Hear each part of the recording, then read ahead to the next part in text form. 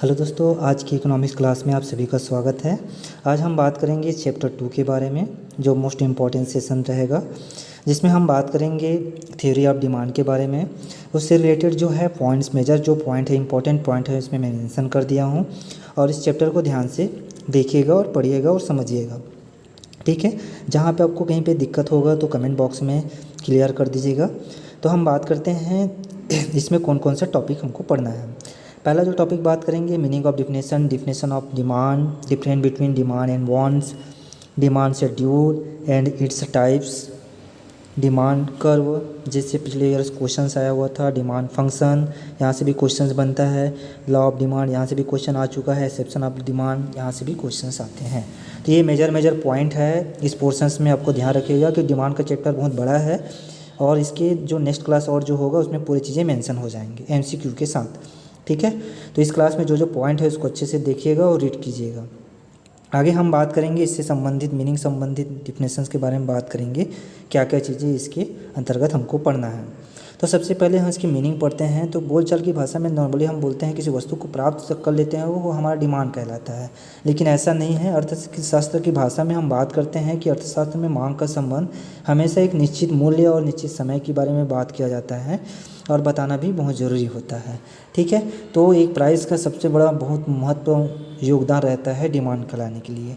तो आपको ध्यान देना है कि डिमांड की क्या क्या चीज़ें से मिलके बना होता है। तो उसको सिंपल वर्ड में इसके डिफिनेशन दिया हुआ है। मांग से तात्पर्य किसी वस्तु की विभिन्न मात्राओं से हैं जो उपभोक्ताओं द्वारा एक निश्चित स्थान पर, एक निश्चित समय और एक निश्चित कीमत पर खरीदने के लिए इच्छुक होते हैं।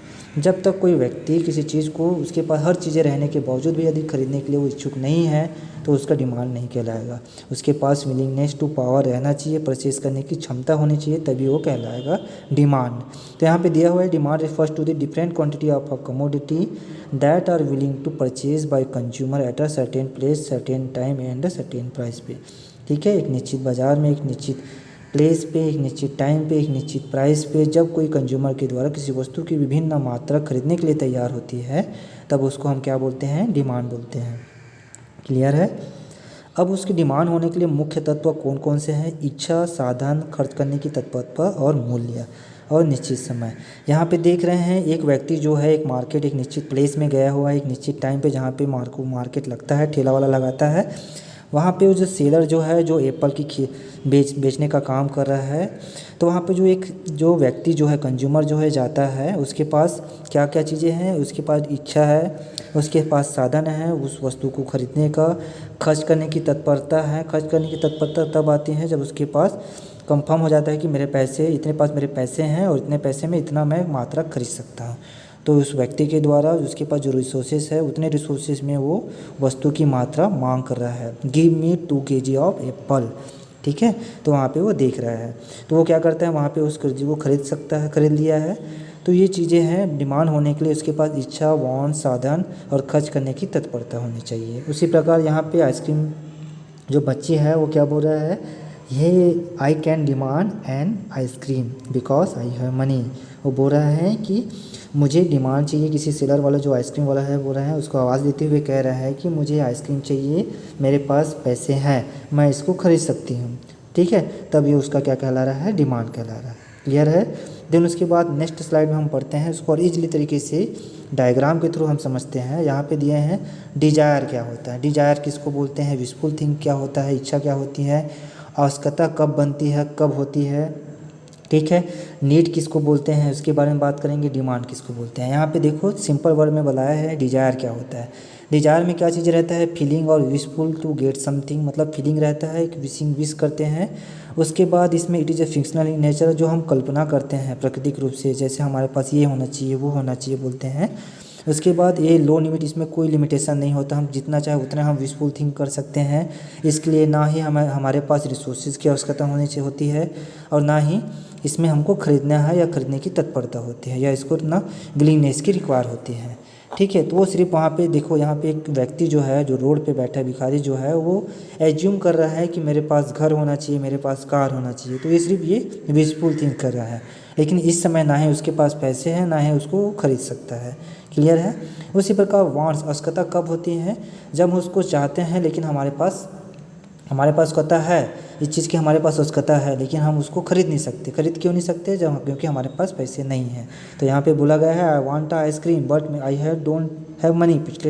पिछले जो स्लाइड में था, एक बच्ची जो है वो बोल रहा है कि मुझे आइसक्रीम चाहिए लेकिन मेरे पास पैसे हैं, मैं इसको खरीद सकती हूँ, तो वो उसको डिमांड कहला रहा था। लेकिन यहाँ पे क्या कहला रहा है, इसकी आवश्यकता है, इसको आइसक्रीम खाना है, तो सिर्फ क्या बोल रहा है, मेरे पास मुझे आइसक्रीम खाना है लेकिन मेरे पास पैसे नहीं हैं।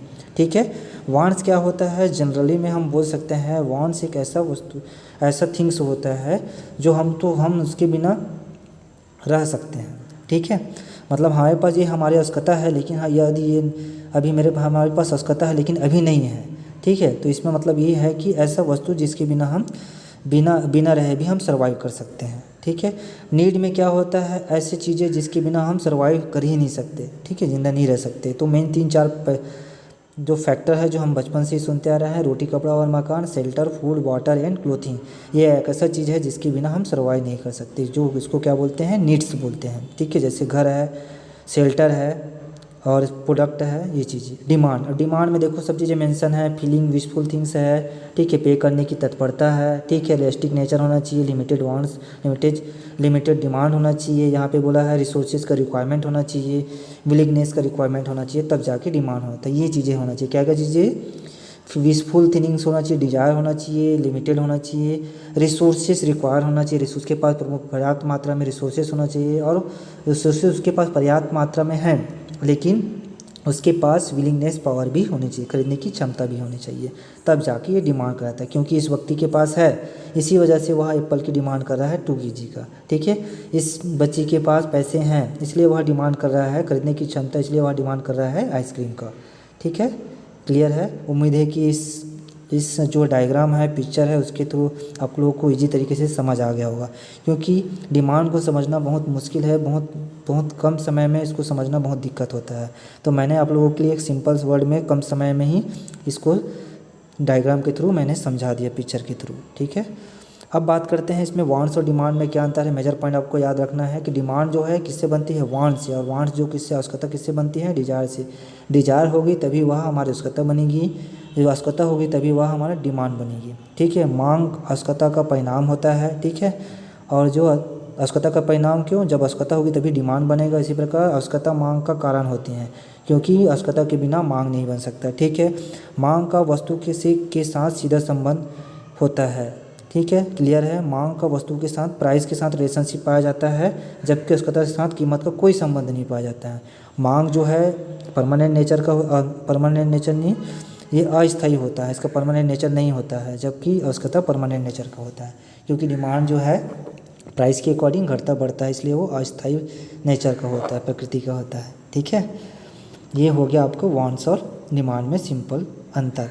अब बात करते हैं जो भी डिमांड, प्राइस के बेस पे जो भी डिमांड कर रहे हैं उसको हम एक टेबुलर फॉर्म या ग्राफिकल फॉर्म में दर्शाएंगे, तब वो क्या कहलाएगा, डिमांड शेड्यूल कहलाएगा। सिंपल टर्म में बोला गया है यहाँ पे देखो, मांग तालिका मतलब डिमांड शेड्यूल क्या होता है, एक निश्चित समय पर किसी कंज्यूमर के द्वारा एक निश्चित समय पर अलग अलग कीमतों पे, मतलब कोई भी वस्तु है उसकी अलग अलग कीमत होंगी, अलग अलग कीमतों पर खरीदे जाने वाली मात्रा को बताती है। तो डिमांड शेड्यूल क्या बताता है कि वस्तु की विभिन्न कीमतों पर अलग अलग जो वस्तु की क्वांटिटी, जो मात्रा खरीदी जाती हैं, उसको एक टेबुलर और ग्राफ के रूप में शो करते हैं। ठीक है, तो यह वस्तु की कीमत और उसकी खरीदी गई मात्रा के बीच में फलनात्मक संबंध को बताता है, फंक्शनल रिलेशनशिप को बताता है। देखो यहाँ पे अलग अलग प्राइस है, 5 4 3 2 1 है। ठीक है, अलग अलग कीमत पे क्वांटिटी की मात्रा भी अलग अलग होती है। तो इसमें एक चीज़ हम मेजर देख रहे हैं कि जैसे जैसे प्राइस घट रहा है, 5 से 4, 4 से 3, 3 से 2, 2 से 1 हो रहा है, वैसे वैसे वहाँ पे क्वांटिटी भी बढ़ते जा रहा है, 10 से 20, 20 से 30, 30 से 40, 40 से 50। तो यहाँ पे हम देख सकते हैं जैसे जैसे प्राइस डिक्रीज होते जा रहा है, क्वांटिटी डिमांडेड बढ़ते जा रहा है। जैसे प्राइस इंक्रीज हो रहा है, क्वांटिटी डिमांड घट रहा है। ठीक है, क्लियर है। तो ये चीज़ें हमको देखना है। अब आगे बात करते हैं किसके बारे में, इंडिविजुअल डिमांड के बारे में। ठीक है, इंडिविजुअल डिमांड क्या होता है। इंडिविजुअल डिमांड मतलब हो सकता है एक व्यक्तिगत मतलब किसी एक कंज्यूमर के द्वारा किसी मार्केट में एक निश्चित समय में विभिन्न कीमतों पर मांगी गई मात्रा को हम लोग क्या बोलते हैं, डिफरेंट प्राइसेस पर मांगी गई मात्रा को क्या बोलते हैं, इंडिविजुअल डिमांड करता है। मतलब किसी एक व्यक्ति के द्वारा की गई मात्रा को, डिमांड की गई मात्रा को हम लोग क्या बोल सकते हैं, इंडिविजुअल डिमांड। यहाँ पे देखे हैं मांग तालिका। ठीक है। व्यक्तिगत मांग तालिका, अन्य बातें समान रहना। अन्य बातें क्या हो सकते हैं उसके, इनकम हो गया, जो वस्तु खरीद रहे हैं उससे रिलेटेड जो कमोडिटी के प्राइस हो गए, फैशन हो गए, उसकी रुचि जो हो गए, वो सभी चीज़ें उस समय कांस्टेंट होना चाहिए जिस समय वो व्यक्ति डिमांड कर रहा है। तो एक समयावधि में एक ही उपभोक्ता के द्वारा अलग अलग कीमतों पर खरीदी गई मात्रा की विभिन्न मात्रा को दर्शाती है। कौन सा, इंडिविजुअल डिमांड शेड्यूल। देखो, एक व्यक्ति के द्वारा विभिन्न कीमत में टमाटर जो खरीद रहा है विभिन्न मात्रा पे, ठीक है। जैसे 40 रुपये के जी था तो 2 के जी खरीदा, सबसे ज़्यादा था तो 30 20 10 घट रहा है, तो वहाँ पे जो वो एक व्यक्ति जो है अपनी क्वांटिटी को बढ़ाते जा रहा है, टमाटर की क्वांटिटी को 4 6 8, ठीक है। तो इस सिंपल तरीके से इंडिविजुअल डिमांड इस तरीके से होगा, ठीक है। मतलब किसी एक व्यक्ति जो रहेगा उसके द्वारा जो भी वस्तु खरीदा जा रहेगा उसको इसमें ग्राफ में शो करते हैं, कितने रुपए में कितना क्वांटिटी खरीदा, कितने रुपए में कितना क्वांटिटी खरीदा, ये सभी चीज़ को एक टेबल और ग्राफ में प्रेजेंट करता है इंडिविजुअल डिमांड। उसी प्रकार मार्केट डिमांड शेड्यूल में हम देखेंगे कि मार्केट डिमांड जो एक बाज़ार होगा, बाज़ार के अंदर बहुत सारे कंज्यूमर्स होंगे, तो उसकी जो कंज्यूमर का जो भी मात्रा खरीदी जाएगी, जो भी कीमत पे खरीदी जाएगी, उसके सभी के योग को हम लोग क्या बोलते हैं, मार्केट डिमांड बोलते हैं। इसको और क्या बोल सकते हैं, हॉरिजॉन्टल समेशन ऑफ हॉरिजॉन्टल, ठीक है, horizontal summation of market demand, horizontal, ठीक है। इसको लिख लेना आप लोग, horizontal summation of horizontal sum, ठीक है, horizontal summation of market demand. तो देखते हैं market demand schedule shows that the sum of the various quantity of a commodity purchase by different consumers, consumer हो गया है, एक को हटा दीजिएगा, in the market at different prices over a period of time, all other thing been equal. Ceteris paribus मतलब अन्य बातें समान रहने पर, जैसे कि यहाँ बोला गया है बाजार मांग तालिका, अन्य चीज़ें समान रहने पर, जैसे बाजार में एक निश्चित अन्य चीज़ें समान रहने पर, बाजार में एक निश्चित समयावधि में वस्तु की विभिन्न कीमतों पर विभिन्न उपभोक्ताओं के द्वारा वस्तु की मांगी गई मात्राओं के योग को बताती है, ठीक है। तो मार्केट डिमांड क्या बताता है, विभिन्न बाजार में विभिन्न कंज्यूमर के द्वारा विभिन्न कीमतों पर खरीदी गई मात्रा के योग को एक टेबलर फॉर्म में दर्शाती हैं, उसको क्या बोलते हैं, मार्केट डिमांड। यहाँ पे देखो, टमाटर की वो वस्तु खरीद रहा है टमाटर, जिसकी प्राइस 40 30 20 10 रुपये है, जिसमें एक कंज्यूमर के द्वारा इतना मांग रहा है, बी कंज्यूमर के द्वारा क्वांटिटी मांगी गई मात्रा यहाँ पे दिया हुआ है, सी कंज्यूमर के द्वारा मांगी गई मात्रा दिया है, क्योंकि हर कंज्यूमर के पास इनकम अलग अलग है, ठीक है। यहाँ पे 40 रुपये है था तो एक कंज्यूमर 10 केजी खरीदा, बी कंज्यूमर 6 केजी, उपभोक्ता 4 केजी। तो यहाँ पे हम देख रहे हैं जैसे जैसे प्राइस डिक्रीज होते जा रहा है वैसे वैसे जो उपभोक्ता ए जो है अपनी क्वांटिटी को बढ़ाते जा रहा है, 10 20 35 50, बी को उपभोक्ता भी अपनी क्वांटिटी बढ़ा रहा है 6 10 20 40, सी कमोडिटी भी, सी उपभोक्ता भी बढ़ा रहा है 4 6 10 20, तो ठीक है, उसके योग यहाँ पे दर्शा रहे हैं।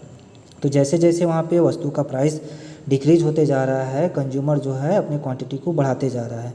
नीचे से देखेंगे जैसे जैसे क्वांटिटी, जैसे जैसे वस्तु की प्राइस बढ़ते जाएगा 10 20 30 40 होते जाएगा, वहाँ पे कंज्यूमर अपनी क्वांटिटी को घटाते जाएगा, ठीक है। तो ये होता है मार्केट डिमांड, मतलब बहुत सारे कंज्यूमर के द्वारा मांगी गई मात्रा के योग को मार्केट डिमांड कहा जाता है, ठीक है। इसके आगे कंडीशन देखेंगे, इंडिविजुअल डिमांड होने के लिए क्या क्या कंडीशन है, मार्केट डिमांड होने के लिए क्या क्या कंडीशन है। तो क्वेश्चन जिस तरीके से बनेगा आप लोग को मैं करा दूंगा, इसको थोड़ा ध्यान से देखिएगा, ओके। यहाँ पे जो लिखा हुआ है वो मिट जाता है, उसको आप लोग क्लास करते समय आप उसको नोट कर लीजिएगा जो जो पॉइंट बोल रहा हूँ। आगे हम बात करेंगे सेटेरिस परेबस, इसमें बहुत सारे यूज हुए वर्ड जो है ceteris paribus, all other thing been equal.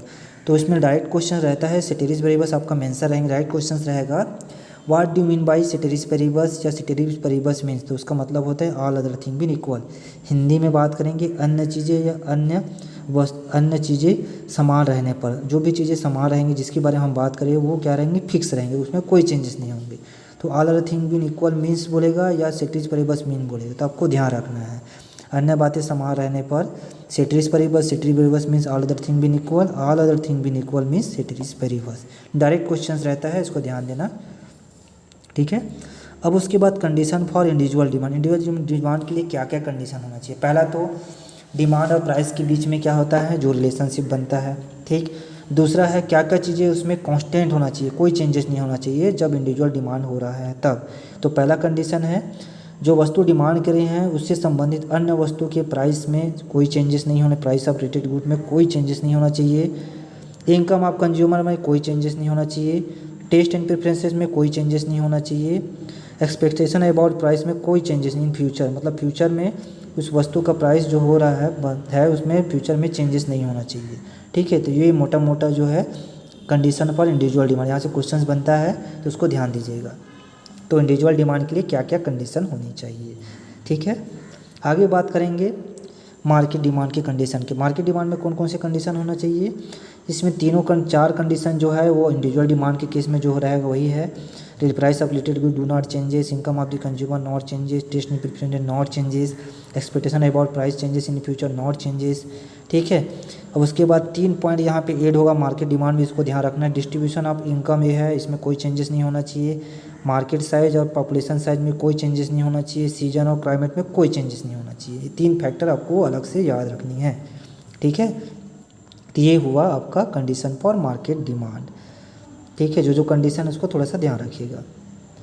अब बात करते हैं थ्योरी ऑफ डिमांड। 3 टाइप के उसके डिमांड से, एक प्राइस डिमांड है, ठीक है, दूसरा है इनकम डिमांड है, और तीसरा है क्रॉस डिमांड है। तो ये 3 डिमांड है। ठीक है, तीनों डिमांड आपको याद रखना है।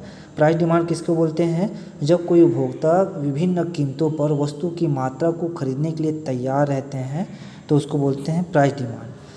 इनकम डिमांड किसको बोलते हैं, जब उपभोक्ता विभिन्न इनकम लेवल पर किसी वस्तु की मात्रा को किसी वस्तु की मांगी गई मात्रा को क्या बोलते हैं, इनकम डिमांड कहते हैं। क्रॉस डिमांड में क्या होता है, क्रॉस डिमांड में क्या होता है, किसी कंज्यूमर के द्वारा एक वस्तु के डिमांड में परिवर्तन नहीं होने पर दूसरे वस्तु के क्वांटिटी ऑफ डिमांड में चेंजेस होते हैं, प्राइस में चेंजेस होते हैं, तो उसको क्रॉस डिमांड कहते हैं। आगे देखते हैं, तो प्राइस डिमांड किसको बोलते हैं। प्राइस डिमांड का मतलब होता है the demand for various quantity of a goods और services that a consumer would be willing to purchase at all possible prices.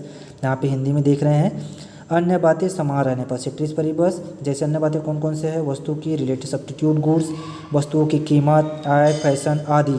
ठीक है, तो मूल्य मांग वह मांग है जिसे उपभोक्ता वस्तु की विभिन्न मात्राओं को एक निश्चित समय में विभिन्न कीमतों पर खरीदने को तैयार होते हैं, जिसको हम बोलते हैं प्राइस डिमांड। क्लियर है।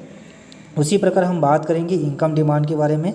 आय मांग किसको बोलते हैं, आय मांग में यहाँ दिया हुआ है, तो सेक्टरी अन्य बातें समान रहने पर the demand for various quantity of a goods और services that a consumer would be willing to purchase at all possible income. तो यहाँ पे मेंशन किया गया है अन्य बातें समान रहने पर आय मांग वह मांग है जिसे उपभोक्ता वस्तु की विभिन्न मात्राओं को एक निश्चित समय में विभिन्न आय स्तर में खरीदने को तैयार रहता है।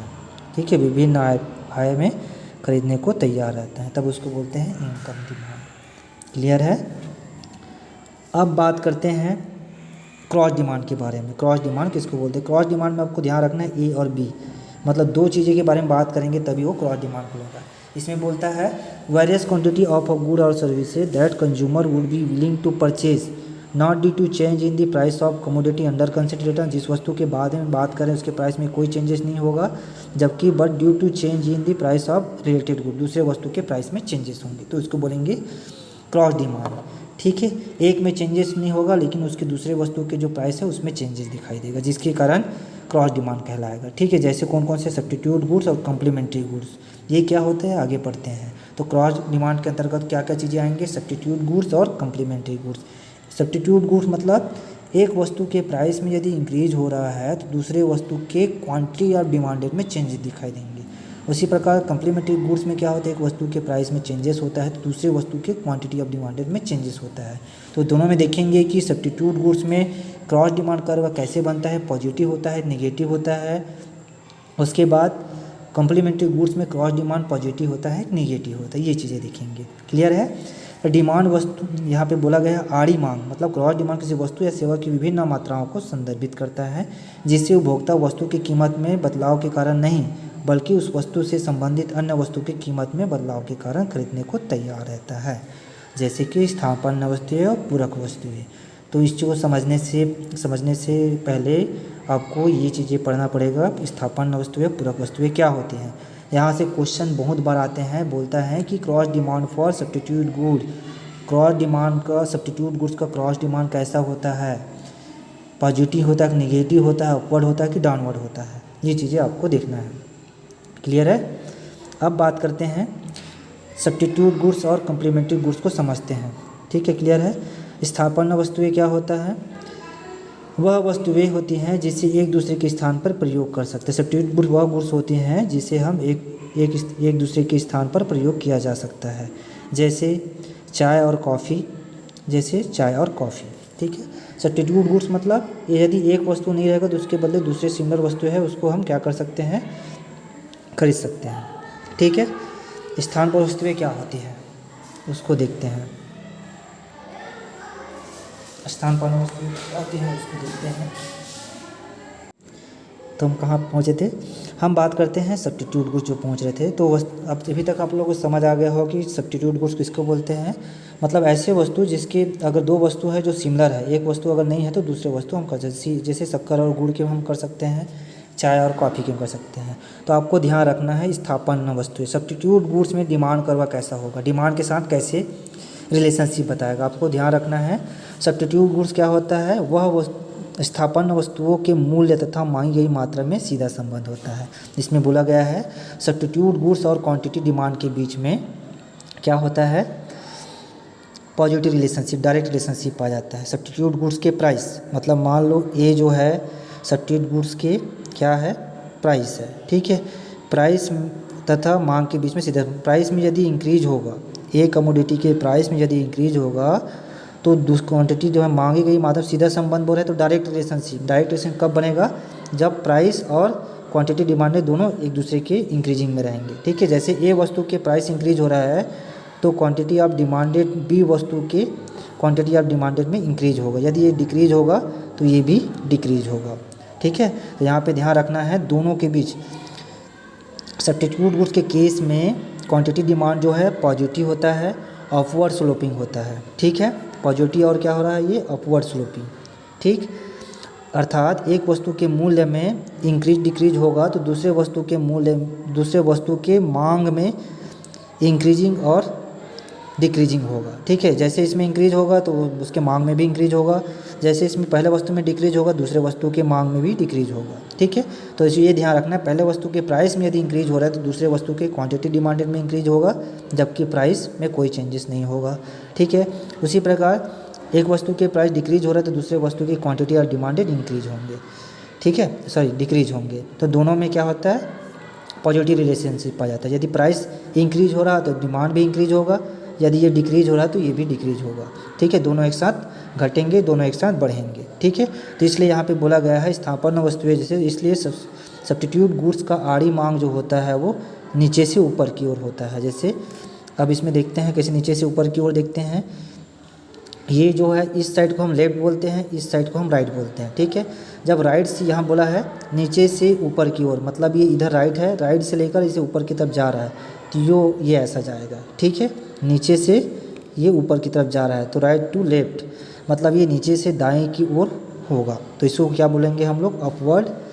क्रॉस डिमांड कर्व जो होता है अपवर्ड होता है और क्या होता है, पॉजिटिव रिलेशनशिप बताता है सब्स्टिट्यूट गुड्स के प्राइस और उसके क्वांटिटी डिमांड के बीच में, ठीक है। तो ध्यान रखना है cross demand for substitute goods positive और अपवर्ड स्लोपिंग को है, ऊपर की तरफ उड़ता हुआ रहता है, नीचे से ऊपर की तरफ जाता है, जिसको बोलते हैं cross demand for substitute good, ठीक है।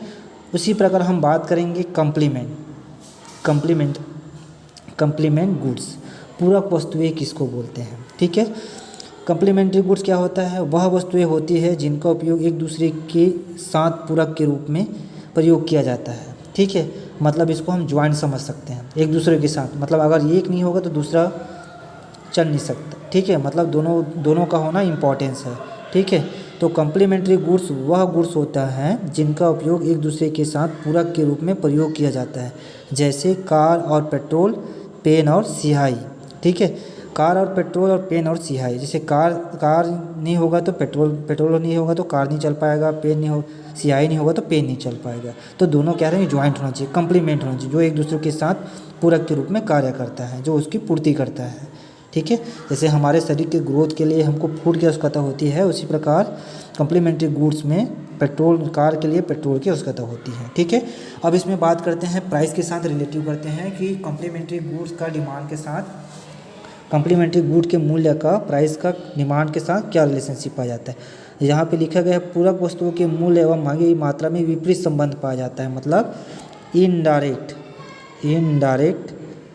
रिलेशनशिप, मतलब इनवर्स रिलेशनशिप पाया जाता है किसके बीच पूरक वस्तु के मूल्य और क्वांटिटी डिमांडेड के बीच में, उसकी मांगे हुई मात्रा के बीच में इनडायरेक्ट इनवर्स रिलेशनशिप पाया जाता है। ठीक है, इनवर्स रिलेशनशिप का मतलब होता है यदि ए वस्तु के प्राइस में इंक्रीज हो रहा है, ए बोले कि वस्तु में मूल्य में वृद्धि हो रहा है, तो दूसरे वस्तु की मांग में क्रमशः कमी, जैसे यहाँ पे वृद्धि हो रहा है तो यहाँ पे कमी दिखा रहा है, जहाँ पे कमी दिखाएगा तो यहाँ पे वृद्धि हो। जैसे एक वस्तु के प्राइस में कम्प्लीमेंट्री ए वस्तु के प्राइस में यदि इंक्रीज हो रहा है तो दूसरे वस्तु बी वस्तु के क्वांटिटी ऑफ डिमांडेड क्या होगा, डिक्रीज होंगे, क्योंकि ये कौन सा रिलेशनशिप बता रहा है, निगेटिव रिलेशनशिप को बता रहा है। ठीक है, क्लियर है, तो इसको थोड़ा सा ध्यान रखना है। तो जैसे लेक्चर चलता रहेगा, जो लिख रहा हूँ उसको आप अपने कॉपी में लिख लीजिएगा, क्योंकि यहाँ पे ऑप्शन दे रहा है इरेज, डायरेक्ट इरेज हो जा रहा है। ठीक है, तो इसको थोड़ा ध्यान रखना है। सिंपल टर्म में यहाँ पे बताया गया है, जैसे कार की कीमत यदि बहुत ज़्यादा बढ़ जाती हैं तो वहाँ पे पेट्रोल की मांग कम हो जाती है, क्योंकि कार कम खरीदने लग जाते हैं, पेट्रोल का भाव क्या होता है, पेट्रोल का भाव कम हो जाता है अगर कार का कीमत बढ़ जाता है। वैसे यदि पेट्रोल का भाव कार की बहुत ज़्यादा हो गया तो वहाँ पे खरीदने वाले लोग जो हैं, डिमांड करने वाले लोग हैं, वो कम हो जाएंगे। ठीक है, इसलिए दोनों के बीच में नेगेटिव रिलेशनशिप पाया जाता है। ठीक है, तो मोटा मोटी आपको ध्यान रखना है। यहाँ पे दिया है बाएं से दाएं की ओर, मतलब यहाँ पे जो बता रहे हैं, जो यहाँ पे बात कर रहे हैं किसका, यहाँ पे बात कर रहे हैं पूरक वस्तु का क्रॉस डिमांड कर्व। जो cross demand curve, complementary for cross demand curve जो होता है, ये बाएं से दाएं, लेफ्ट से राइट की तरफ जाता है, लेफ्ट से राइट, मतलब ये निगेटिव डाउनवर्ड स्लोप होता है, डाउनवर्ड। ठीक है, निगेटिव डाउनवर्ड स्लोप होता है किसका, कम्प्लीमेंट्री गुड्स। तो आपको ध्यान रखना है, cross demand for complementary goods negative और डाउनवर्ड होता है। ठीक है, क्लियर है, ओके। तो अब आगे बात करते हैं हम लोग थ्योरी ऑफ डिमांड कर्व के बारे में। यहाँ से क्वेश्चंस आया हुआ है, इसके बारे में बात करते हैं। डिमांड कर्व किसको बोलते हैं, सिंपल सा है, एक बार में सिंपल सा हम बात करते हैं। ठीक है, अब बात करते हैं डिमांड कर्व के बारे में, समझते हैं क्या होता है demand curve. It is a curve which shows the functional relationship between price of a goods and the quantity demanded, all other factors constant that influence the demand. आपको ध्यान रखना है, डिमांड कर्व कब होगा, जब सभी बातें सेट्रिस पेरिबल्स जो बताया था पिछले स्लाइड में, ऑल अदर जितने भी फैक्टर जो डिमांड को प्रभावित करते हैं, जितने भी फैक्टर यदि जब उस समय क्या रहेंगे, कांस्टेंट रहेंगे, तो उस समय किसके बीच में बात करेंगे, प्राइस और उसके क्वांटिटी डिमांडेड के बीच में। ठीक है, तो ये बोलता है डिमांड कर्व जो होता है फंक्शनल रिलेशनशिप बताता है प्राइस और क्वांटिटी, प्राइस ऑफ गुड्स और उसके क्वांटिटी डिमांडेड। तो आपको ध्यान रखना, डिमांड कर्व क्या शो करता है, फंक्शनल रिलेशनशिप को शो करता है क्वांटिटी डिमांड और उसके प्राइस के बीच में। ठीक है, यह बोलता है कि मांग और किसी वस्तु की कीमत और मांग की मात्रा के बीच में कार्यात्मक संबंध को दर्शाता है, जिसमें अन्य सभी कारक जो होते हैं वो स्थिर रहते हैं। जो भी मांग को प्रभावित करने वाले जितने भी कारक जो है, आगे बताऊंगा मैं कारक कौन कौन सा है नेक्स्ट क्लास में, तो ये सभी चीज़ें कांस्टेंट रहेंगी, सिर्फ प्राइस और उसके डिमांड के बारे में बात करेंगे। तो कर्व जो होता है प्राइस और क्वांटिटी डिमांड जो रहता है उसके बीच में जो रिलेशनशिप बताता है, उसको ग्राफिकल फॉर्म में सेव करते हैं। ठीक है, जैसे जैसे यहाँ पे प्राइस इंक्रीज होते जाता है, डिमांड यहाँ पे डिक्रीज हो रहा है, जैसे जैसे प्राइस यहाँ पे ये इधर से यदि कम होगा तो क्वांटिटी डिमांड ये क्या होगा, इधर बढ़ते जाएगा, इधर जाते जाएगा। ठीक है, अगर ये प्राइस इंक्रीज हुआ तो डिमांड क्या है, इधर लेफ्ट साइड वो डिक्रीज होते जाएगा। तो ये आपको ध्यान रखना है। तो डिमांड कर्व कैसा होता है, दोनों के बीच में कौन डिमांड कर्व किसके बीच में रिलेशनशिप बताता है, प्राइस और डिमांड क्वांटिटी डिमांड के बीच में रिलेशनशिप होता है। जबकि लॉ ऑफ डिमांड किसके बीच बताता है, प्राइस और क्वांटिटी डिमांड के बीच में इनवर्स रिलेशनशिप को बताता है। ठीक है, थोड़ा सा ध्यान रखना, law of demand inverse relationship में बताता है, जबकि डिमांड कर्व ओनली प्राइस और क्वांटिटी के बीच में रिलेशनशिप बताता है। अब ये इंक्रीज बताता है, डिक्रीज बताता है, ये शो नहीं करता। ठीक है, ये ध्यान रखना है कि डिमांड कर्व कैसा होता है, ये है होता है डिमांड कर्व जो होता है, आपको ध्यान रखना है। देखो ये डिमांड कर्व जो है क्या है, पहले डाउनवर्ड, कैसा होता है, डाउनवर्ड, क्लियर है, डाउनवर्ड, और क्या होता है, निगेटिव, ये ध्यान रखना। यहाँ से क्वेश्चन आ चुका है इसके कर्व, इसको नोट कर लेना, क्लास चलते समय ये इरेज हो जा रहा है। तो आपको ध्यान रखना, डिमांड कर्व किसके बीच में रिलेशनशिप बताता है, प्राइस और डिमांड के बीच में, जबकि उसके पूरे फैक्टर जो रहता है वो कांस्टेंट रहता है। ठीक है, डिमांड कर्व जो होता है डाउनवर्ड स्लोप होता है। डिमांड कर्व जो होता है निगेटिव होता है, निगेटिव डाउनवर्ड स्लोप होता है। ठीक है, तो आपको ध्यान रखना है डिमांड कर्व कैसे होता है। क्लियर है। अब आगे बात करेंगे थ्योरी ऑफ डिमांड के बारे में। अब उसी डिमांड कर्व, ये इंपॉर्टेंट प्रॉपर्टीज़ है डिमांड कर्व, तो आपको ध्यान रखना है। ठीक है, तो डिमांड कर्व का स्लोप कैसा होता है, डाउनवर्ड फॉर्म में होता है। किधर होता है, इधर लेफ्ट होता है, इधर राइट होता है, लेफ्ट से राइट होता है। ये भी क्वेश्चन पूछ सकता है। दूसरा पॉइंट है the slope of the demand curve कैसा होता है, डिमांड कर्व का स्लोप कैसा होता है, निगेटिव होता है, ये ध्यान रखना है। जबकि सप्लाई कर्व का कैसा होता है, पॉजिटिव होता है। Slope of the demand curve कैसा होता है, निगेटिव। यहाँ पे फिर बात करेंगे the shape of the demand curve कैसा होता है, कन्वेक्स भी हो सकता है, कनकेव भी हो सकता है। लेकिन नॉर्मल डिमांड कर्व जो होता है हमेशा कन्वेक्स होता है। नॉर्मल जो डिमांड कर्व जो है, डिमांड कर्व होता है वो कैसा होता है, निगेटिव होता है। ठीक है, डाउनवर्ड होता है। नॉर्मल डिमांड कर्व हमेशा कैसा होता है, कन्वेक्स। ठीक है, आपको ध्यान रखना है नॉर्मल डिमांड कर्व कैसा होगा, नॉर्मल डिमांड कर्व जो होगा वो क्या होगा, कन्वेक्स होगा। और कनकेव शेप जो है दूसरे कंडीशन में वो कनकेव शेप में होता है, ओरिजिन टू। थोड़ा ध्यान रखना। ठीक है, क्वेश्चन अच्छे से पढ़ना। नॉर्मल डिमांड कर्व अगर पूछ रहा है, normal only normal demand curve कैसा होता है, तो याद रखना है वो कन्वेक्स होगा। कनकेव पूछेगा तो कुछ दूसरा कंडीशन वहाँ पे लागू रखेगा। ठीक है, अगर नॉर्मल वहाँ पे मेंशन नहीं किया रहेगा तो वहाँ पे दोनों का ऑप्शन रहेगा। क्लियर है। उसके बाद फिर यहाँ पे बात कर रहे हैं मार्केट डिमांड कर्व कैसा होता है, मोर इलास्टिक होता है। किसके, इंडिविजुअल डिमांड कर्व के। कि इंडिविजुअल डिमांड कर्व एक ही रहता है, इस वजह से वो सिर्फ इलास्टिक रहता है। लेकिन मार्केट डिमांड, अगर उसमें मार्केट डिमांड के बहुत सारे कंज्यूमर होता है, उसमें क्वांटिटी ऑफ डिमांडेड भी बहुत सारे ज़्यादा होता है, इसलिए ये मोर इलास्टिक होता है। ठीक है, क्लियर है। ओके, अब आगे बात करेंगे डिमांड फंक्शन के बारे में। डिमांड फंक्शन कैसा होता है, तो यहाँ से भी क्वेश्चन आता है, मैं कहाँ से क्वेश्चन बनता है वो बता दूंगा। तो डिमांड फंक्शन किसके बीच में रिलेशनशिप करता है, तो ध्यान रखना डिमांड कर्व प्राइस और डिमांड के बीच में रिलेशनशिप बताया। डिमांड फंक्शन जो रहेगा ये जो बताएगा खरीदी जाने वाले उसकी क्वांटिटी और उसके जितने भी फैक्टर जो रहेंगे। ठीक है, जैसे प्राइस है, ठीक है, price of the related commodity है, इनकम ऑफ द लेवल है, टेस्ट प्रेफरेंसेस है, ये सभी चीज़ें उसको डिमांड फंक्शन के अंतर्गत बताएंगे। तो डिमांड फंक्शन जो होता है shows the relationship between quantity demanded and it's factors. ठीक है, मतलब ये बोल सकते हैं डिमांड जो है, फंक्शन जो है, डिमांड की क्वांटिटी डिमांडेड और उसके प्रभावित करने वाले कारक के बीच में रिलेशनशिप बताता है। क्या चीज़, मांग फलन। तो ये हमेशा ध्यान रखना, डिमांड कर्व अलग बताएगा, डिमांड फंक्शन अलग बताएगा और लॉ ऑफ डिमांड अलग बताएगा। ठीक है, तो डिमांड कर्व प्राइस और डिमांड के बीच में रिलेशनशिप बताएगा। डिमांड फंक्शन जो है क्वांटिटी डिमांड और उसके फैक्टर के बीच में रिलेशनशिप बताएगा। जैसे यहाँ पे दिया हुआ है QD is equal to function of price of X, price of related good, income, taste and preferences, ये दिया हुआ है यहाँ पे, ये चीज़ें है। तो ये आपको ये अलग से आपको याद रखना है। यहाँ से क्वेश्चन पूछा गया था यूजीसी नेट में कि यहाँ पे ये फार्मूला दे दिया गया था, which of the following is correct for the A या बी। यहाँ पे दिया है ए माइनस बी पी।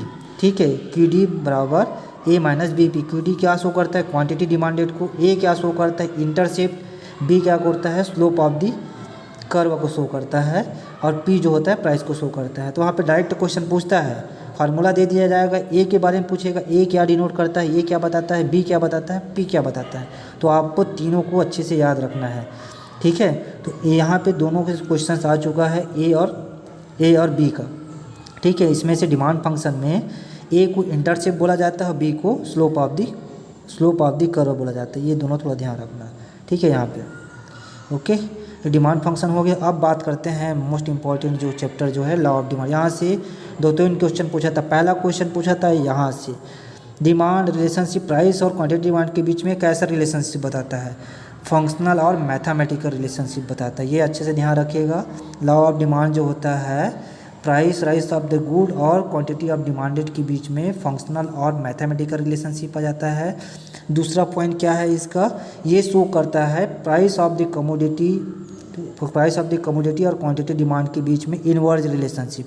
इनवर्ज रिलेशनशिप का मतलब क्या होता है, means when price of commodity increases, यदि किसी वस्तु की प्राइस इंक्रीज हो रहा है तो द क्वांटिटी या demand of the commodity decreases. ये बोल रहा है यदि वस्तु के प्राइस इंक्रीज हो रहा है तो उसकी क्वांटिटी ऑफ डिमांडेड जो है वो क्या हो जा रहा है, डिक्रीज हो रहा है। यदि वो डिक्रीज हो रहा है तो क्वांटिटी ऑफ डिमांडेड इंक्रीज हो रहा है। वाइस वर्सा का मतलब होता है जस्ट रिपीटिशन, उल्टा। यहाँ पे बोला गया है कि price of the commodity increases, the quantity demanded decreases. उसी प्रकार price of the commodity decreases, the quantity demanded of commodity increases हो जाएगा। ठीक है, जस्ट उल्टा। तो आपको यहाँ पे देखा, जब प्राइस इंक्रीज होगा तो क्वांटिटी डिमांडेड डिक्रीज होगा, जब प्राइस डिक्रीज होगा तो क्वांटिटी डिमांडेड इंक्रीज होंगे। मतलब प्राइस के बढ़ने से क्वांटिटी डिमांड, वस्तु की मांगी गई मात्रा कम हो जाती है। प्राइस के घटने से, कीमत के घटने से, कमी होने से वस्तु की मांगी गई मात्रा जो है वो बढ़ जाती है। ठीक है, दोनों एक दूसरे के अपोजिट डायरेक्शन में रहते हैं। एक घटता है तो दूसरा बढ़ता है, एक बढ़ता है तो दूसरा घटता है, और एक घटता है तो दूसरा बढ़ता है। ठीक है, दोनों एक दूसरे के अपोजिट रहेंगे। ठीक है, एक दूसरे के बीच में कौन सा देह ये दोनों होता है, demand, law of demand show करता है दोनों के बीच में निगेटिव और इनडायरेक्ट रिलेशनशिप बनता है। जब दोनों एक दूसरे के अपोजिट होंगे तो इनडायरेक्ट रिलेशनशिप बनेगा, इनडायरेक्शन रिलेशनशिप हुआ तो निगेटिव बनेगा। आपको हमेशा ध्यान रखना है, यदि डाउनवर्ड स्लोप बोल रहा है तो वो कन्वेक्स बनेगा और निगेटिव रहेगा। ठीक है, डिमांड करवा। यदि अपवर्ड स्लोप बोल रहा है, नीचे से ऊपर की तरफ डिमांड करवा जा रहा है, तो पॉजिटिव और अपवर्ड स्लोपिंग रहेगा। ये अच्छे से ध्यान रखिएगा। ठीक है, ये हो गया quantity demanded. Law of demand complete हो गया। यहाँ पे देखते हैं इसको ग्राफ के केस में। देखो यहाँ पे दोनों के बीच में क्या रिलेशनशिप बजाता है, यहाँ पे लॉ ऑफ सप्लाई और डिमांड के बीच में रिलेशनशिप बना है, तो हमको डिमांड पढ़ना है। ठीक है, टेबुलर फॉर्म में सीधा शो किया गया है लॉ ऑफ डिमांड को। डिमांड शेड्यूल बताया गया यहाँ पे। जैसे जैसे प्राइस जो है डिक्रीज होते जा रहा है, कहाँ, 5 4 3 2 1। ठीक है, वैसे वैसे यहाँ पे क्वांटिटी डिमांड बढ़ रहा है, 10 20 30 40 और 50। ठीक है, यहाँ पे क्वांटिटी डिमांड जो है वो इंक्रीज हो रहा है। अब यहाँ से देखते हैं, जैसे जैसे प्राइस इंक्रीज होते जाएगा वैसे क्वांटिटी ऑफ डिमांडेड बढ़ते जाएगा। देखो यहाँ पे 50 40 30 20 10 हो रहा है, यहाँ पे 1 2 3 4 5 ये बढ़ रहा है। ठीक है, अब इधर ये घट रहा है। तो आपको ध्यान देना है, जैसे ये देखो निगेटिव स्लोप में है तो लॉ ऑफ डिमांड जो बताता है दोनों एक दूसरे के इनवर्ज रहेंगे। ठीक है, अपोजिट रहेंगे। निगेटिव स्लोप में रहेंगे तो क्या होगा, ये डाउनवर्ड होगा, डाउनवर्ड। और पॉजिटिव स्लोप में रहेंगे तो कैसा होगा, ये नीचे से ऊपर की तरफ ऐसे जाएगा। ठीक है, ये अपवर्ड कहलाएगा। ये किसके केस में होगा, पॉजिटिव केस में। ठीक है, तो लॉ ऑफ डिमांड जो होता है डिमांड और प्राइस के बीच में इनवर्ज रिलेशनशिप बताता है, एक दूसरे के बीच में इनडायरेक्ट रिलेशनशिप बताता है, नेगेटिव रिलेशनशिप को बताता है, और मैथमेटिकल और फंक्शनल रिलेशनशिप को बताता है। ये अच्छे से ध्यान रखिएगा। ठीक है, अब बात करते हैं यहाँ पे फिगर्स में केस में। देखो यहाँ पे डिमांड के केस में आपको देखना है। ठीक है, ये जब प्राइस इंक्रीजेज, यदि प्राइस इंक्रीज हो रहा है तो क्या कर रहा है, डिमांड क्या रहा है, डिक्रीज हो रहा है। इफ़ प्राइस डिक्रीज हो रहा है तो डिमांड क्या हो रहा है, इंक्रीज हो रहा है। लेकिन सप्लाई केस में क्या होता है, देखो जैसे प्राइस इंक्रीज होगा तो सेलर ज़्यादा खरीदेगा, सप्लाई ज़्यादा करेगा तो ये इंक्रीज हो जाता है। उसी प्रकार सप्लाई केस में जब प्राइस डिक्रीज हो जाता है तो वो कम बेचने के लिए जाता है। ठीक है, ये दोनों आपके डिमांड के हैं। ठीक है, इसे भी सप्लाई नहीं पढ़ना, सप्लाई बाद में पढ़ना है। देखो यहाँ पे कर्व बताया है, दोनों जब एक दूसरे को कट करते हैं तो यहाँ पे इक्विलिब्रियम कंडीशन बनता है। ठीक है, नो प्रॉफिट नो लॉस के केस में। क्लियर है। इसके जम्पशंस आपको याद रखना है। यहाँ से क्वेश्चन पूछता है, किसी भी तरीके से पूछ सकता है, तो आपको ये चीज़ें ध्यान रखना है। The income of the consumer given in question, हमको पढ़े हैं कि लॉ ऑफ डिमांड के लिए क्या क्या चीज़ें होना चाहिए। यहाँ से क्वेश्चन आया हुआ है, तो ये पूरे 5 है, 1 2 3 4 5 6 है। तो 6 को आपको याद रखना है। वहाँ पे आपका एजम्पशन पूछ रहा है तो देखना है मिला के कि उनमें से कौन एजम्पशन है और कौन सी एजम्पशन नहीं है।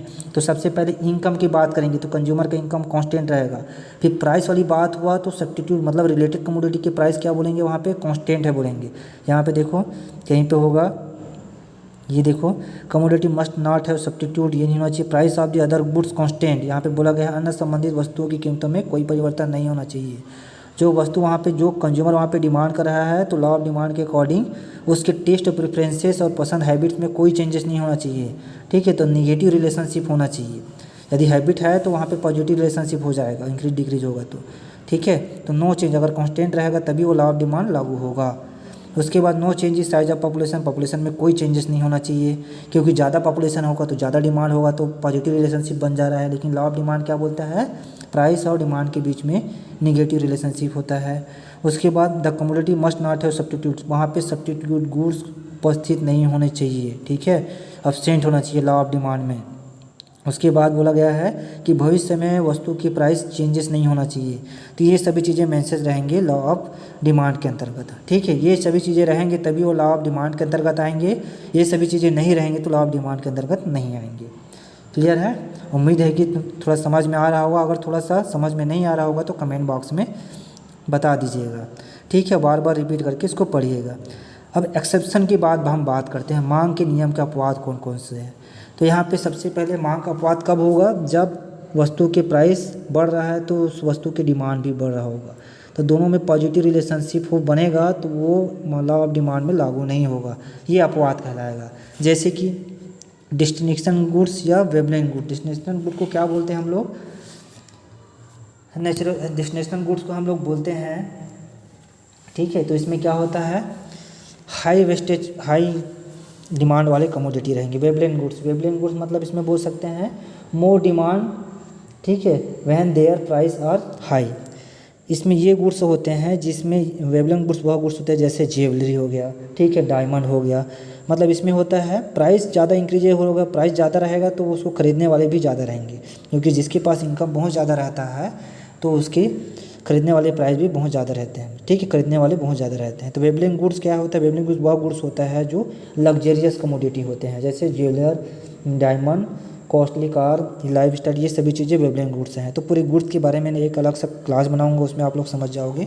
तो आपको ध्यान रखना है exception of the law of demand, वहाँ पे डायरेक्ट क्वेश्चंस रहते हैं। ये wavelengths goods, given good, necessary, band wagon effect, conception necessary, ignorance, या उसके बाद future changes in price, speculative market, ये सभी चीज़ें क्या रहेंगे उस ऑप्शन में मेंशंस रहेंगे। आपको ये ध्यान देना है कि लॉ ऑफ डिमांड में कौन सा चीज़ें नहीं आता है, एप्लीकेबल नहीं होता है, तो उसके सिर्फ आप लोग नाम याद रखिएगा। ठीक है, ये सभी चीज़ों को मैं नेक्स्ट अलग से क्लास जो बनेगा उसमें एग्जांपल के साथ बताऊंगा, तब अच्छे से समझ पाएंगे। ठीक है, अभी तो सिर्फ नाम याद रखिएगा कि लॉ ऑफ डिमांड में क्या क्या चीज़ें नहीं आते हैं, नहीं तो आप लोग कन्फ्यूजन हो जाओगे इसको और डीपली पढ़ोगे तो। नेक्स्ट क्लास में और रहेगा, उसमें अच्छे से बता दूंगा सभी को। तो आपको इस वाले पोर्शंस में ये ध्यान रखना है कि लॉ ऑफ डिमांड में क्या क्या चीज़ें लागू होता है, क्या क्या चीज़ें लागू नहीं होता। तो वहाँ पे क्वेश्चन पूछेंगे मांग के नियम के अपवाद कौन कौन से हैं, तो आपको ध्यान रखना है वेवलेंस गुड्स आता है, गिवन गुड्स आता है, नेसेसिटीज आता है, बैंड वैगन इफेक्ट आता है, कॉन्शियस नेसेसिटी गुड्स आता है, कंज्यूमर इग्नोरेंस आता है, future expectation regarding change in price आता है, स्पेकुलेटिव मार्केट आता है। तो सिंपल से बता देता हूँ, वेवलेंस गुड्स क्या होता है, ये लग्जरियस आइटम होते हैं जिससे लोग प्राइस कितने भी बढ़े लेकिन उसको ज़्यादा खरीदते हैं। तो प्राइस और डिमांड के बीच में पॉजिटिव रिलेशनशिप बढ़ा, प्राइस बढ़ा ज़्यादा रहेगा तो वो खरीदने वाले भी उसको और ज़्यादा खरीदेंगे। ठीक है, गिवन गुड्स के केस में भी वैसे होता है। जैसे गिवन गुड्स में आ जाता है जैसे व्हीट हो गया, पोटैटो, राइस, ब्रेड, साल्ट, ये सभी चीज़ें नेसेसिटी गुड्स हैं। ठीक है, गिवन गुड्स है। ठीक है, जो नॉन लग्जरियस होते हैं, ठीक है, नॉन लग्जरियस होते हैं, इंफीरियर प्रोडक्ट्स होते हैं विथ वेरी लिटल फॉर्म में। ठीक है, कोई सब्स्टिट्यूट गुड्स नहीं होते हैं। तो गिवन गुड्स में क्या होता है, मजबूरी में हमको खरीदना करता है। प्राइस से अगर इंक्रीज रहेगा तो उसको वहाँ पे रेयर केस में से हमारे पास पैसे ही नहीं रहेंगे तो हम लोग क्या करेंगे, अब उसको हमारे पास बहुत ज़रूरत ही है, उसका प्राइस, उस वस्तु का प्राइस कितना भी ज़्यादा हो, प्राइस बढ़ रहा हो, जितना भी कम अमाउंट में बढ़ रहा हो, लेकिन वो हमारे उसकता है, उसके बिना हम रह नहीं सकते। तो उसके केस में हम लोग क्या करते हैं, प्राइस के बढ़ते रहेगा फिर भी उसको हम खरीदेंगे। ठीक है, उसका डिमांड करेंगे, तब वो गिवन गुड्स कहलाएगा। ठीक है, प्राइस के बढ़ने से उसकी क्वांटिटी डिमांडेड भी बढ़ता है, जिसको गिवन गुड्स करता है, जो कि लॉ ऑफ डिमांड में लागू नहीं होता। लॉ ऑफ डिमांड में लागू होने के लिए प्राइस का इंक्रीज होना और क्वांटिटी डिमांड का डिक्रीज होना, दोनों में इनडायरेक्ट नेगेटिव और इनवर्स रिलेशनशिप होना चाहिए, तभी उस गुड्स का लॉ ऑफ डिमांड के अंतर्गत आएगा। नेसेसिटीज गुड्स जो भी अनिवार्य वस्तुएं जो है, जैसे कि रोटी कपड़ा विशिष्ट वस्तुएं जो हैं, उसको अगर खरीदते हैं तो उसके प्राइस कितने भी बढ़ जाए उसको खरीदना ही पड़ता है। बैंड वैगन इफेक्ट में क्या होता है, इसमें क्या करते हैं हम लोग, स्टेटस शो करने के लिए हम लोग अपना, जैसे मान लो आपके पड़ोसी कोई लेके आया है टीवी, ठीक है, कितने भी प्राइस में रहे, तो लेकिन उसके जस्ट बगल वाला वो भी सोचेगा कि मैं भी जितना भी प्राइस रहे इसको मैं खरीद के लाऊंगा। तो वहाँ पे क्या है, प्राइस इंक्रीज हो रहा है, लेकिन वो क्या करता है, वो जो कंज्यूमर जो है उसको डिमांड कर रहा है। ठीक है, तो वहाँ पे प्राइस भी बढ़ रहा है और उसका डिमांड भी बढ़ रहा है। कंसेप्चुअल कमोडिटी जो एकदम अनिवार्य जो चीज़ें हैं, जो हमको आवश्यकता है, उसके प्राइस बढ़े या घटे हमको उसका मतलब नहीं है, उसको हमको ज़रूरत है तो उसको हम इंक्रीज़ करेंगे। तो यहाँ भी प्राइस इंक्रीज हो रहा है तो कुछ के क्वांटिटी डिमांडेड भी इंक्रीज हो रहा है। कंज्यूमर इग्नोरेंस क्या करते हैं, कुछ कंज्यूमर जो रहते हैं जिसके पास ज़्यादा मात्रा में पैसे रहते हैं तो क्या करता है, वो जो बेकार वस्तुएं जो है, वस्तु की इंक्रीज होते हैं तो कुछ वस्तुओं को क्या करते हैं, वो जो लोकल वस्तु है उसको डिक्रीज करते हैं, जिसकी प्राइस कम होते हैं लोकल क्वालिटी वाले के। अच्छा क्वालिटी वाले जो उसके प्राइस ज़्यादा रहेंगे तो उसको क्या करते हैं, उसको ज़्यादा खरीदने की कोशिश करते हैं। ठीक है, उसी प्रकार change in future in price according to future. मान लो इस वस्तु का प्राइस जो है कल के डेट में ज़्यादा बढ़ जाता है तो कंज्यूमर क्या करता है, तो उसको ज़्यादा मात्रा में खरीदने लगते हैं। ठीक है, प्राइस जैसे 20 रुपया है, मान लो कल के डेट में ज़्यादा बढ़ जाएगा तो क्या करेगा, वो प्राइस वहाँ पे बढ़ रहा है तो वो ज़्यादा मात्रा में खरीदने की कोशिश कर ले रहा है। ठीक, स्पेकुलेटिव मार्केट क्या होता है, ये जो होता है प्रॉफिट कमाने के बेस में। प्रॉफिट कमाने के बेस में क्या होता है, कोई सेलर जो रहता है क्या करता है, अपने गुड्स को जैसे प्राइस इंक्रीज होगा वैसे ही वो अपने क्वांटिटी ऑफ डिमांडेड को इंक्रीज कर देगा। तो जितने भी ऑप्शन दिए हैं तो उसमें प्राइस के साथ पॉजिटिव रिलेशनशिप पा रहा है, इस वजह से ये लॉ ऑफ डिमांड में एप्लीकेबल नहीं होगा, इसलिए इसको मांग के नियम का अपवाद कहा गया है। ठीक है, उम्मीद है कि सभी चीज़ें अच्छे से याद हो गया होगा। आप लोग को अपवाद में इसके नाम बस याद रखिएगा, ऑप्शन में आपके मेंशंस रहेंगे। ठीक है, तो उसको अच्छे से ध्यान रखिएगा। ठीक है, तो जितने हैं इसको आपको अच्छे से ध्यान रखने, पूरे इंपॉर्टेंट चैप्टर है। इस बार लॉ ऑफ डिमांड के जम्पशन से एक्सेप्शन से क्वेश्चन पूछ सकता है, उसके अपवाद से लॉ ऑफ डिमांड से बहुत सारे क्वेश्चंस आए थे, पिछले टाइम एजम्पशन से क्वेश्चंस आए थे, इस बार क्या पता उसके एक्सेप्शन से क्वेश्चंस आ जाए। ठीक है, उसके बाद इसकी डिमांड कर्व कैसे बनता है, लॉ ऑफ डिमांड किसके किसके बीच में क्या रिलेशनशिप बताता है, उसको ध्यान रखना है। ठीक है, और इधर क्रॉस डिमांड के केस में आपको ये चीज़, क्रॉस डिमांड कहाँ गया, कंप्लीमेंट्री गुड्स सब्स्टिट्यूट केस में क्रॉस डिमांड पूछता है, ध्यान रखना है। Normal goods substitute goods complement, normal goods के केस में डिमांड कर्व जो होता है नेगेटिव डाउनवर्ड स्लोप होता है, सिंपल सा। ठीक है, सब्स्टिट्यूट गुड्स के केस में आपको ध्यान रखना है, उसका डिमांड कर्व जो होता है डाउनवर्ड होता है, नेगेटिव रहता है। बट कि कम्प्लीमेंट्री गुड्स में क्या होता है, डिमांड कर्व जो होता है वो सब्स्टिट्यूट गुड्स के केस में अपवर्ड बनता है। ठीक है, पॉजिटिव होता है, जबकि कम्प्लीमेंट्री गुड्स के केस में क्रॉस डिमांड नेगेटिव होता है, बाएं से मतलब लेफ्ट से राइट जाता है, तो ये नेगेटिव होगा कम्प्लीमेंट्री गुड्स का क्रॉस डिमांड कर्व, और सब्स्टिट्यूट गुड्स का क्या होगा, पॉजिटिव होगा। तो ये मेन चीज़ें हैं, इसको अच्छे से ध्यान रखिएगा। डिमांड के चैप्टर में आप मेंशन कर दिए हैं। आगे हम बात करेंगे, आगे वाले में हम बात करेंगे नेक्स्ट चैप्टर में एक और पोर्शन है, जैसे shift in demand, shift demand और मूवमेंट डिमांड। ठीक है, मूवमेंट डिमांड ये क्या होता है, शिफ्ट डिमांड में पढ़ेंगे इंक्रीज और डिक्रीज इन डिमांड पढ़ेंगे। मूवमेंट डिमांड में एक्सपेंशन और कॉन्स्टेंशन डिमांड पढ़ेंगे, मतलब इसमें मांग में वृद्धि, मांग में कमी पढ़ेंगे शिफ्ट इन डिमांड में, और मूवमेंट इन डिमांड में मांग में फैलाव और मांग में संकुचन, ये पढ़ेंगे मूवमेंट इन डिमांड में। यहाँ से क्वेश्चन आया था प्रीवियस ईयर, तो ये उसको नेक्स्ट क्लास में कंप्लीट करेंगे। आज की क्लास में जितने भी पॉइंट है उसको मेंशन कर लीजिएगा, जहाँ पे समझ नहीं आया होगा उसको नोट कर लीजिएगा और कमेंट बॉक्स में डाल दीजिएगा। ठीक है, ताकि नेक्स्ट क्लास में हम उसको कंप्लीट कर सके। समझ नहीं आएगा बार बार इसको रिवीजन करिएगा, बार बार लेक्चर को सुनिएगा, तब जाके ये समझ आएगा। जो जो मेजर पॉइंट बताया हूँ सभी चीज़ें सभी एग्जाम्स में आते हैं। डिमांड वाला पोर्शन का सेकंड क्लास कंप्लीट होने के बाद पूरा कंप्लीट डिमांड का पोर्शन का MCQ रहेगा, उसको अच्छे से सॉल्व करिएगा, बार बार इसको रिवीजन करके रखिएगा। ठीक है, क्लियर है। तो आज का क्लास जो है यहीं पे हम ख़त्म करते हैं। Thank you so much for your like subscribe and share. तो कोशिश करिएगा इसको बार बार रीड करिएगा, क्योंकि इसमें मेजर जो भी पॉइंट है इसमें UGC नेट आपका CT का एग्ज़ाम भी सॉल्व हो जाएगा, इसीलिए एरिया के जितने भी एग्ज़ाम्स आते हैं वो सभी चीज़ें इस वाले पोर्शन से कंप्लीट हो जाएंगे। और कुछ पोर्शन बचे हुए हैं, shift in, movement in demand, factor in demand, elasticity in demand, price elasticity in demand, यहाँ तक, और उसके मेथड भी बचे हुए हैं। ठीक है, ये पूरे कंप्लीट हो जाएगा, आपको कहीं इधर उधर ढूंढने की ज़रूरत नहीं पड़ेगा। कम सटीक पॉइंट में, कम कंटेंट के साथ, मेजर पॉइंट के साथ पूरे पॉइंट इसमें मैं मेंशन कर दिया हूँ। आने वाले क्लास में भी पूरे मैं कंप्लीट मेंशन कर दूँगा। ठीक है, okay, thank you so much for watching.